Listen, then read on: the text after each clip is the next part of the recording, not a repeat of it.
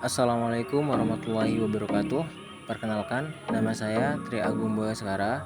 Di sini saya akan menjelaskan sedikit sejarah singkat Pasar 18 UUD NRI tahun 1945.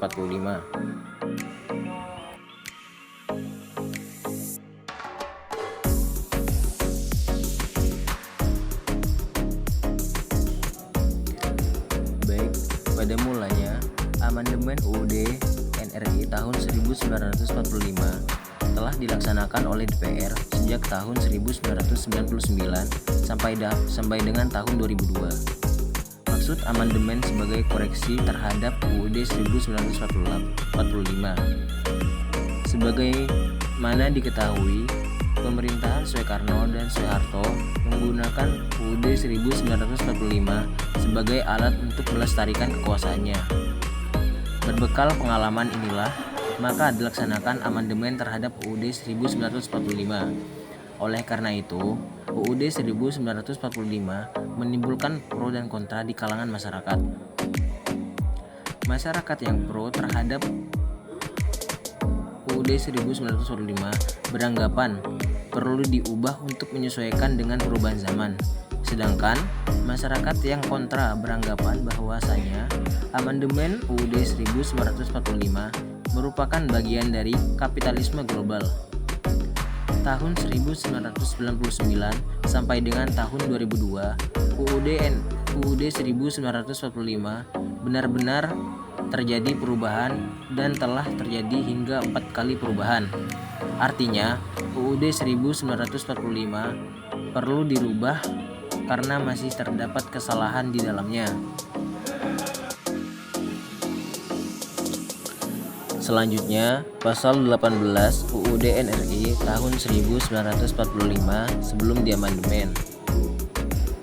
Sebelum diamandemen, UUD NRI tahun 1945 berisi pembagian daerah di Indonesia atas daerah besar dan daerah kecil.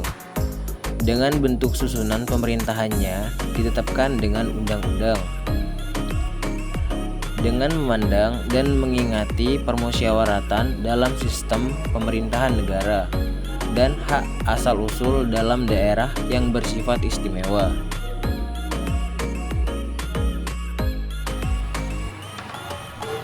Selanjutnya, pasal UUD NRI tahun 1945 setelah diamandemen. Yang pertama, Negara Kesatuan Republik Indonesia dibagi atas daerah-daerah provinsi dan daerah provinsi dibagi atas kabupaten dan kota. Yang tiap provinsi, kabupaten, dan kota memiliki pemerintahan daerah yang diatur dengan undang-undang. Yang kedua, pemerintah daerah, provinsi, daerah kabupaten, dan daerah kota mengatur dan mengurus urusan sendiri urusan pemerintahan menurut otonomi dan tugas pembantuan. Yang ketiga, pemerintah daerah provinsi, daerah kabupaten, dan kota memiliki Dewan Perwakilan Rakyat yang anggota-anggotanya dipilih melalui pemilihan umum. Yang keempat, gubernur, bupati, dan wali kota masing-masing sebagai kepala pemerintah daerah, provinsi, kabupaten, dan kota dipilih secara demokratis.